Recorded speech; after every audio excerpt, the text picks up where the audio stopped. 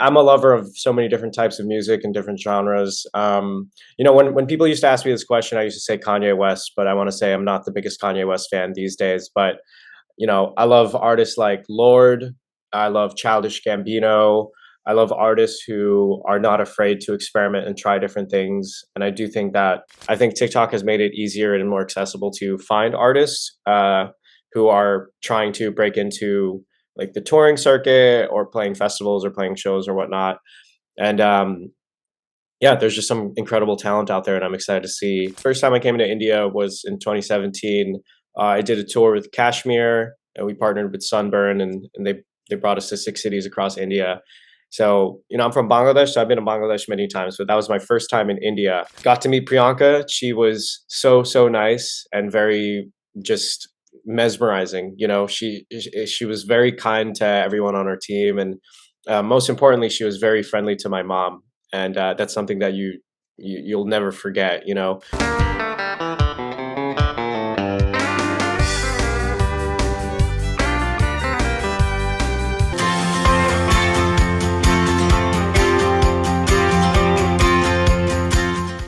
Yeah, we had a really busy year this year. We started the year with Coachella, and then I went on my North American tour, which was 9 weeks long. And, it was a lot of prep work going into building a show like that.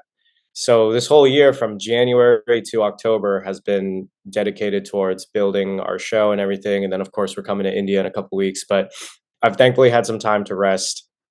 I've been home since October. So yeah, my cat is here, and just playing video games all day and getting as much sleep as I can.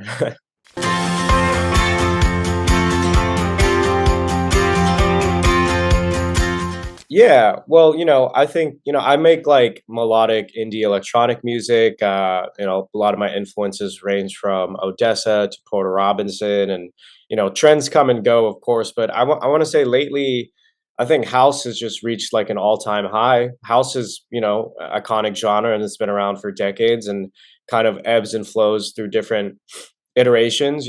10 years ago we had like progressive house and trance, like those were really big, between David Guetta and Avicii, Swedish House Mafia.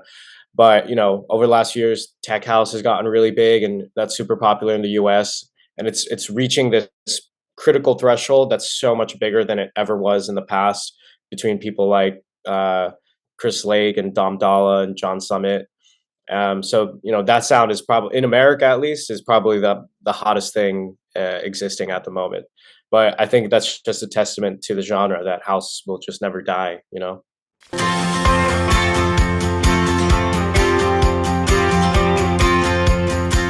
Oh man, early influences.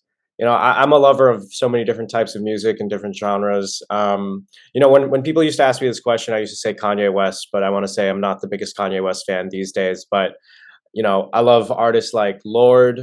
I love Childish Gambino. I love artists who are not afraid to experiment and try different things. And I do think that, someone like Childish Gambino is a really great example of that. He's so versatile and can do almost any genre. Um, in the electronic space, like I mentioned, I love Odessa, Porter Robinson. I think Fred again is really cool. I know he's super popular. Um, I'm also a Swiftie. I do like Taylor Swift. I think she's also someone who I would call versatile and can do so many different genres and is very talented in her own right.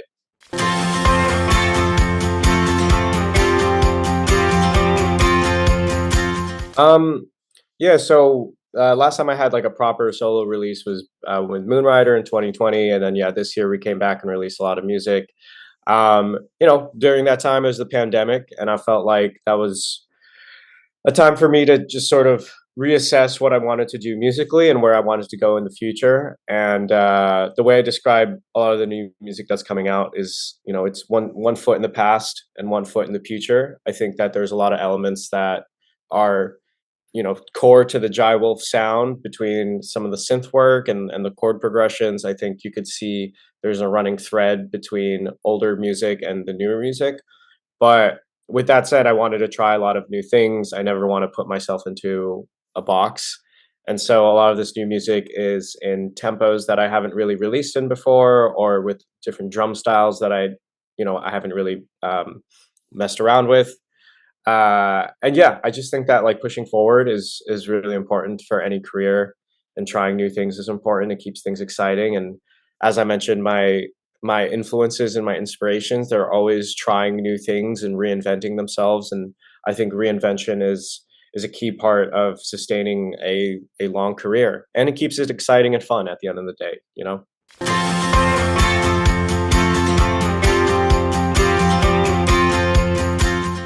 Yeah, it's like slow, but it takes time. It's not something that's going to happen overnight. But at least in America, I do think that things are slowly changing. It's really great to see all these artists get a platform, especially like a platform like Coachella, which is in the United States the biggest festival here. And to bring all these artists from around the globe is a testament to the times changing. And I hope other festivals can follow suit. I know ACL this year had Ali Shetty on the lineup, and hopefully going into next year, all these lineups will take the chance on more of a global sound with their artists. But also at the same time, between these large corporations putting on these global acts, I am seeing a rise of this new generation of artists on TikTok, where I'm seeing so many South Asian artists that are doing all these different kinds of music that, like, when I was breaking into the scene, I didn't see this sort of energy, back in like 2014, 2015. I think TikTok has made it easier and more accessible to find artists who are trying to break into like the touring circuit or playing festivals or playing shows or whatnot. And yeah, there's just some incredible talent out there, and I'm excited to see them rise over the next few years.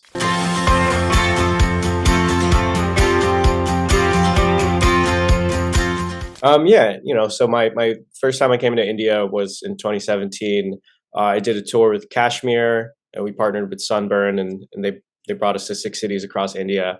So, I'm from Bangladesh, so I've been to Bangladesh many times, but that was my first time in India, and it was very eye opening. It was really interesting to see what kind of music everyone was into. It was really interesting to see the type of music that the other opening DJs were playing. So there'd be like two DJs and then me and then Kashmir. And so what I noticed is, like, the sort of like A-list EDM was obviously like super popular. So you have like Martin Garrix and Chainsmokers and Marshmello, and all that stuff was very popular at the time. But the set that I prepared was more of kind of like the underground scene, at least in the US, and even more underground relative to the notoriety in India. And I remember we played an after party in Mumbai, and after my set, this girl came up to me and she was like, "Oh, it's so cool that you played Disclosure and Odessa and Flume, because none of the DJs in India play those artists." And at that time, to my knowledge, Flume had never played in India. Disclosure hadn't come to India yet.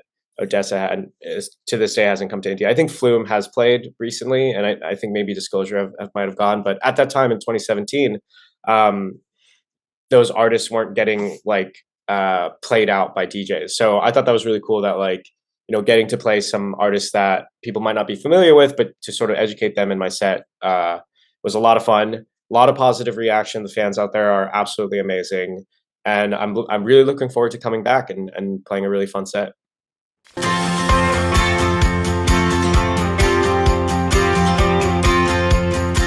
Yeah, so that's a really fun story, actually. So on TikTok, Frankie Jonas, who is the fourth Jonas brother, follows me, and I noticed over the last year he was interacting and engaging with a lot of my content.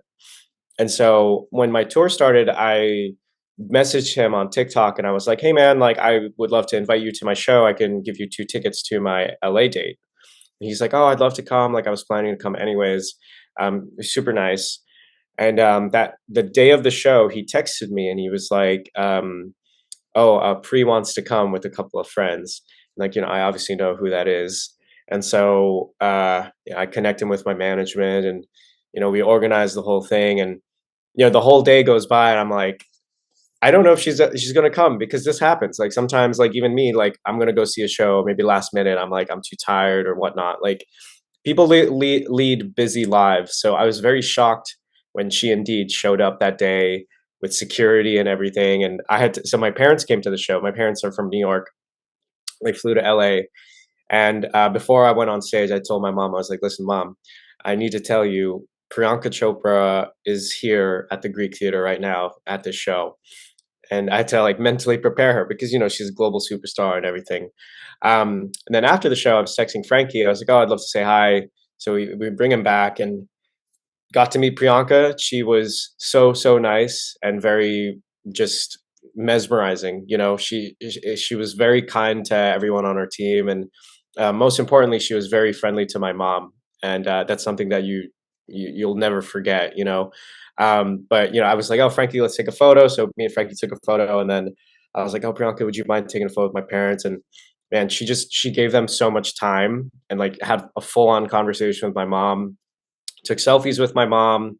Um, that's just something that like you'll just never forget. It's just so just I woke up that day not knowing that that was going to happen, and so yeah, just like a wonderful memory and definitely a very surreal moment. I can't believe that happened, and it seemed like she had a blast because a lot of my friends saw her like in the crowd and seemed like she was having a lot of fun. And I'm glad she stayed till the end because, like I said, people like her, very busy. People like myself, like if I go to a show, sometimes I'll watch half the show. Um, and so it's just, that meant a lot to me for her to stay till the end and also like meet my parents and everything. I think that that was really awesome.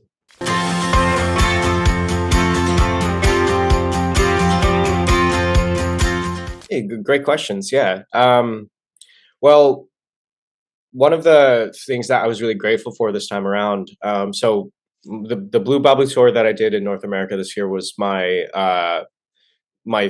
third, third or fourth headline tour, and I've been touring for almost 10 years now. So this time around, especially post pandemic, when we did the meet and greets, where we meet VIP ticket holders before the show, we give them free merch, and we have no time limits. Take a photo with them, have a conversation. I met so many lovely people um, across all 37 shows, and just they'll tell you stories that you get nice messages on Instagram or Twitter or whatnot, but when they tell you face to face their personal stories and the way they engage with their music or how the music has sort of impacted their lives in a positive way is something that felt very encouraging to hear, especially post pandemic, because I think a lot of people are going through personal things, myself included, during the pandemic, including like, oh man, like, music, like, what do I do coming out of this pandemic?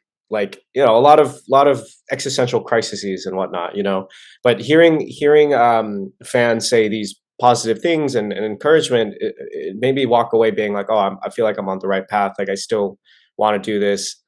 I'm 32 now, and I'm getting a little bit older, but it felt very fulfilling and worthwhile. And to answer the second part of your question on how I deal with fatigue and whatnot, um, and now that I am 32, I treat touring very seriously. It's not like a party or anything. Like when I used to tour, it was definitely very much like party mode. Obviously there's a heavy drinking culture attached to DJing. You're always surrounded by alcohol. I actually do not drink alcohol anymore. I've been sober for 4 years, since pre-pandemic, since the end of 2019, and that helps immensely. I stick to a very uh, rigid like workout routine on tour. It doesn't matter what city we're in. First thing I do, I wake up, I get a coffee, and I find like a local gym and get a workout in. Um, and it's a very tiring thing to be on a bus for 9 weeks straight playing 5 shows a week, so you can't let things like partying or alcohol affect your mental health during that time. um so I've been pretty good at sort of like honing in on what I do, because this is my job at the end of the day. It's my career, and I definitely do not take it for granted. I'm very serious when it comes to what I do with my show and how it functions and everything. So, personal health, mental health, all that stuff is um, top priority. You got to take care of yourself when you're on the road for that long.